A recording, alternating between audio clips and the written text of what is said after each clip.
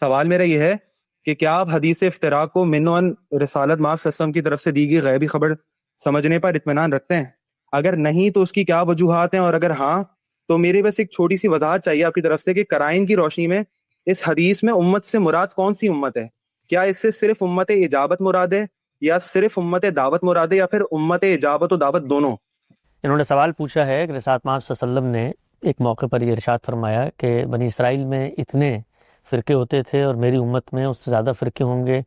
73 کی بات آتی ہے، بعض جگہوں پہ یہ عدد مختلف بھی ہے، اور ان میں سے آپ نے متعین کیا کہ بھئی 72 جو ہیں وہ جہنم میں جائیں گے اور ایک ناجی فرقہ ہوگا۔ اس روایت کے بارے میں انہوں نے سوال کیا ہے۔ دیکھیے، ہم نے جب حدیث کے اوپر کام کیا تو اس کام کے دوران یہ روایت بھی ہمارے سامنے آئی، اس روایت پر بھی غور و فکر کیا اور تحقیق کی۔ اس کا نتیجہ یہ نکلا کہ یہ روایت رسالت مآب صلی اللہ علیہ وسلم کی نسبت سے ثبوت کے اس درجے کو نہیں پہنچتی جہاں پر آپ اطمینان سے اسے رسالت مآب صلی اللہ علیہ وسلم کی حدیث قرار دے سکیں۔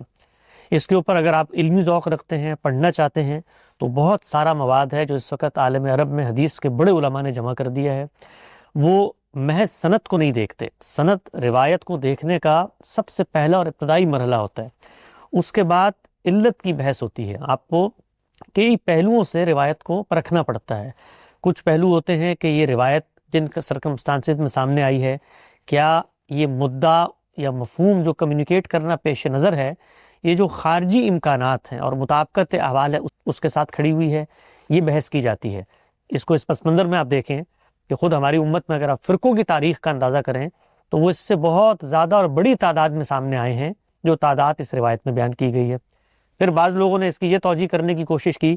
کہ یہ جو یہاں پر تعداد بیان کی گئی ہے، یہ تعداد متعین تعداد نہیں ہے، بلکہ یہ ایک سینس دینے کی کوشش کی ہے رسول اللہ صلی اللہ علیہ وسلم نے کہ اتنی کثرت ہوگی، تو اس کثرت کی اگر یہ اسلوب اختیار کر کے بات کو پہنچانا مقصود ہے تو کیا زبان و بیان میں اس کے کچھ شواہد قرائن ملتے ہیں؟ تو ہم دیکھتے ہیں کہ اس طرح کی چیز زبان و بیان کے لحاظ سے نہیں کہی جا سکتی۔ یہ تو کہا جا سکتا ہے کہ وہاں سینکڑوں لوگ موجود تھے، اب یہ سینکڑوں کا عدد جو ہے وہ 102 کو بھی شامل ہے اور 350 کو بھی شامل ہے، لیکن جب آپ متعین انداز میں کہتے ہیں کہ 72 ہوں گے تو پھر وہ 72 ہونے چاہیے نا، تو ہم یہ دیکھتے ہیں کہ وہ 72 ہوتے بھی نہیں ہیں۔ تو پھر اس کے بعد لوگ کیا کرتے ہیں کہ وہ مختلف فرقوں کو ملا کے 72 کا عدد پورا کرنے کی کوشش کرتے ہیں۔ تو میری جو تحقیق ہے، جس پر مجھے اطمینان ہوا، جن چیزوں کو میں نے دیکھا، وہ یہ تھا کہ یہ روایت علت کی بنیاد پر پایہ ثبوت کوئی نہیں پہنچتی۔ اگر یہ پایہ ثبوت کو نہیں پہنچتی تو پھر ہمیں اس پہ سر کھپانے کی ضرورت نہیں ہے۔ جو چیز اصول کے طور پہ اللہ تعالیٰ نے بیان کر دی ہے، وہ جنت میں جانے کا ایک معیار ہے۔